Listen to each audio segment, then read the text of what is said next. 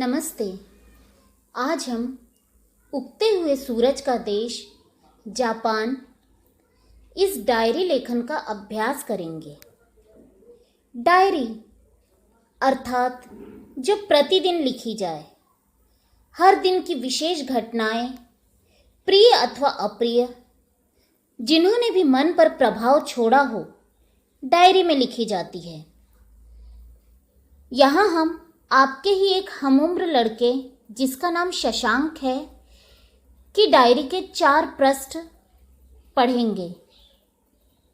इनके माध्यम से आपको जापान देश से संबंधित कुछ तथ्यों की जानकारी मिलेगी। तो लीजिए शुरुआत करते हैं शशांक की डायरी से। प्रथम पेज।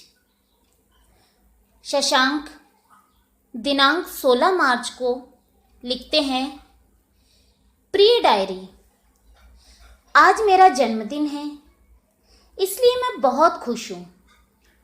मेरे प्रत्येक जन्मदिन पर मेरे पिताजी कोई विशेष उपहार देते हैं जो सबसे अनोखा तथा ज्ञानवर्धक होता है। आज भी मैं उसी उपहार का बेसब्री से इंतजार कर रहा था। तभी मेरे माता पिता कमरे में आए और जन्मदिन की शुभकामना देते हुए मेरे सामने एक लिफाफा रख दिया। मैं उस लिफाफे को बड़ी उत्सुकता से खोलने लगा कि आखिर इस लिफाफे में क्या होगा। जब लिफाफा खोला तो यह देखकर मैं फूला न समाया कि जापान जाने के लिए हवाई जहाज के 3 टिकट। मैंने उछलते हुए पापा से कहा, क्या हम सब हवाई जहाज से जापान जाएंगे? वे मेरे सिर पर हाथ फेरते हुए बोले, हाँ, हम सब जापान जाएंगे।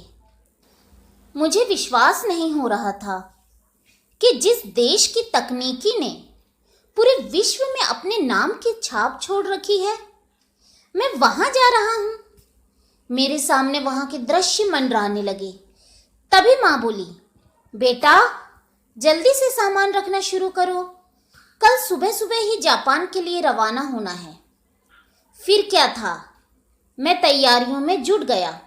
बच्चों, शशांक की तरह आपको भी अपने जन्मदिन में उपहारों का इंतज़ार रहता होगा।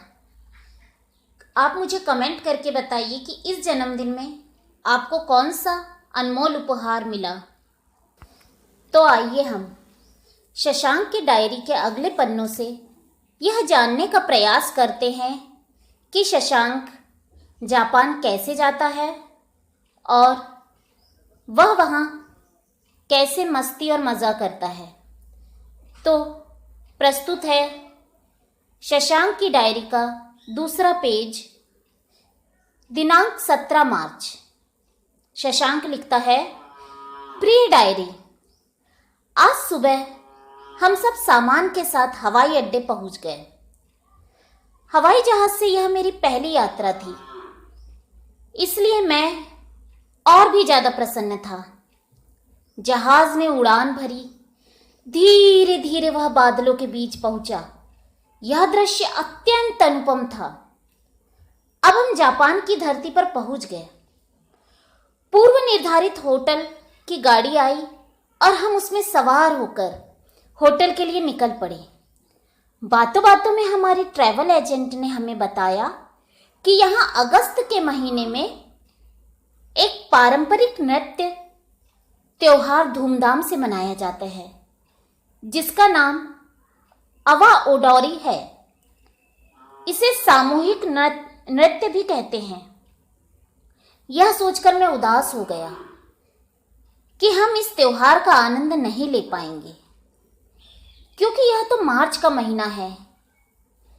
फिर भी मैं जापान में पहुंचकर बहुत खुश था। हमने स्नान करके हवाई यात्रा की थकान मिटाई। अब खाना खाकर सोने के अलावा मैं कुछ नहीं करना चाहता था। हाँ, तुमसे बातें जरूर करना चाहता हूं, लेकिन आज नहीं, कल। शशांक। बच्चों, मुझे नहीं मालूम कि आपने भी हवाई यात्रा की है या नहीं, पर शायद हवाई यात्रा में आनंद बहुत आता है। जैसा कि शशांक ने बताया, भारत में भी जापान की तरह बहुत सारे लोक नृत्य हैं, जैसे आंध्र प्रदेश का कुचिपुड़ी, असम का बिहू, गुजरात का गरबा, डांडिया रास, हिमाचल प्रदेश का डांगी, कर्नाटक का यक्षगान, केरल का कथकली और हाँ, हमारे महाराष्ट्र का लावनी। यह सभी लोक नृत्य बहुत ही ज़्यादा सुंदर और अच्छे लगते हैं। शशांक तो अभी थक कर सो गया, लेकिन अगले दिन उसने जापान में क्या क्या देखा और क्या क्या किया, यह हम पढ़ते हैं उसके डायरी के अगले पन्नों के द्वारा। दिनांक 18 मार्च। शशांक लिखता है, प्रिय डायरी, आज हम सुबह सुबह जापान की सैर करने के लिए निकल पड़े। यहाँ पर सारी चीज़ें व्यवस्थित ढंग से दिखाई दे रही थी। यहाँ पर लोग सिर झुकाकर कुछ बोलते हुए लोगों का अभिनंदन करते दिखाई दिए। गाइड से पूछने पर पता चला कि ये सिर झुकाकर योरोशिकु आनेगाई शिमासु बोलते हैं। इसका अर्थ स्वागत करना होता है। हमारे भी देश में यदि कोई अतिथि आता है तो हम उसका सिर झुकाकर अभिनंदन करते हैं। ऐसे ही जापान में भी सिर झुकाकर अतिथियों का अभिनंदन किया जाता है और बोला जाता है योरोशिकु आनेगाई शिमासु। यहाँ के लोग पारंपरिक संस्कृति को बहुमूल्य धरोहर मानते हैं। अब हम वहाँ के प्रसिद्ध बौद्ध मंदिर की ओर गए, जिसकी स्थापना 1252 में हुई थी। यह जापान के कामाकुरा में स्थित है। यहाँ स्थित बुद्ध भगवान की प्रतिमा की ऊंचाई 13.35 मीटर है। हमने सैर करते हुए ध्यान दिया कि यहाँ के लोगों का पहनावा थोड़ा अलग है। यहाँ के ज़्यादातर लोग पारंपरिक कपड़े ही पहनते हैं, जिनका नाम किमोनो है। ये सिल्क के बने होते हैं। घर, त्योहार, विवाह आदि में किमोनो ही पहने जाते हैं। हमारे देश में भी अलग अलग राज्यों के लोग अपने अपने राज्य के अनुसार ही पारंपरिक वेशभूषा धारण करते हैं। दफ्तर जाने का पहनावा पाश्चात्य शैली का ही होता है। यहाँ की हर जगह की सुंदरता हमें अपनी ओर आकर्षित कर रही थी। गाइड हमें यहाँ के प्रसिद्ध पार्क में ले गया, जहाँ चारों ओर हरियाली और बंदर दिखाई दे रहे थे। सभी लोग पार्क में बंदरों के करतब को बड़े ही चाव से देख रहे थे। पार्क के निकट मानवकृत एक तालाब था, जिसके नज़दीक पहुंचकर ठंडा सा महसूस होने लगा।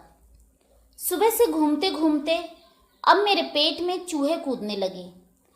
तब हमने जापानी खाना खाने का निश्चय किया। अब हमारी मेज पर तरह तरह के जापानी व्यंजन आ गए।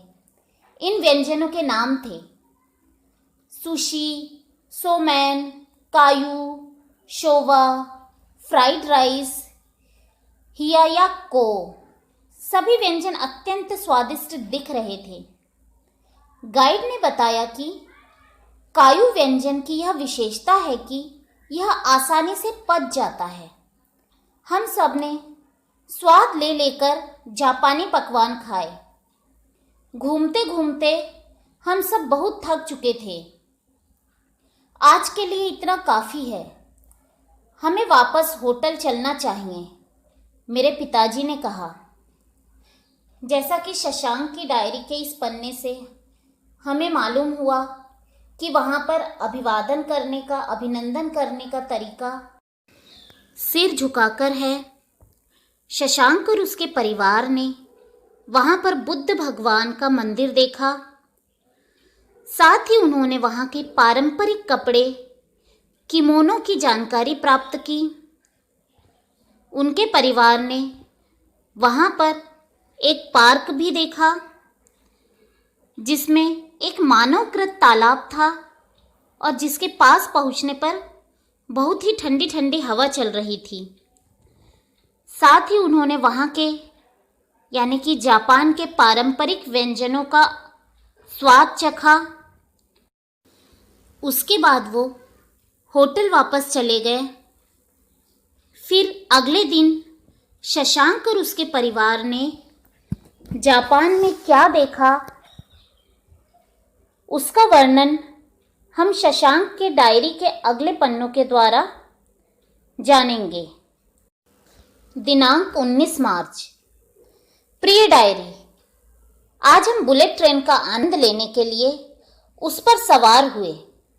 इस ट्रेन का नाम है शिनकानसेन। यह जानकर अच्छा लगा कि यहाँ की ट्रेन समय की पाबंद है।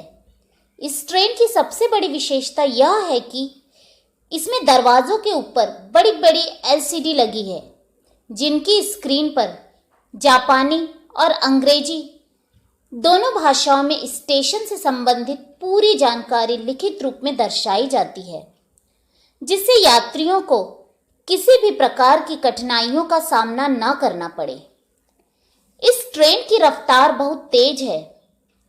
इसके बाद हम जापान का सबसे ऊंचा पर्वत फुजी पर्वत देखने पहुंचे। इसकी ऊंचाई 3776 मीटर है।